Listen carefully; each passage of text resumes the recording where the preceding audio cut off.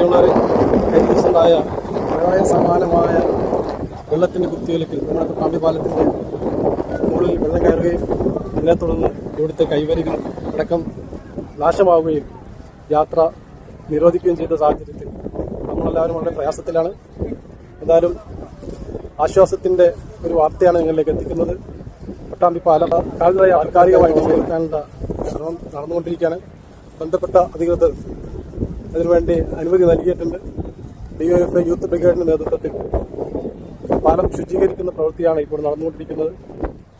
അധികം വൈകാതെ തന്നെ ഇന്ന് തന്നെ പാലം കാൽനട യാത്രക്കാർക്കായി തുറന്നു കൊടുക്കാൻ കഴിയുമെന്നാണ് ബന്ധപ്പെട്ട അധികൃതർ അറിയിച്ചിട്ടുള്ളത്. വാഹനങ്ങൾക്ക് തൽക്കാലം ഈ പാലത്തിലൂടെ ഇപ്പോൾ പോകാൻ സാധ്യമല്ല. നമുക്കറിയാം, പാലത്തിന്റെ കൈവരികൾ എല്ലാം നഷ്ടമായിരിക്കുന്നു. സുരക്ഷ കണക്കിലെടുത്ത് താൽക്കാലിക കൈവരികൾ സ്ഥാപിച്ചതിന് ശേഷം മാത്രമേ ഇവിടെ യാത്ര അനുവദിക്കുകയുള്ളൂ.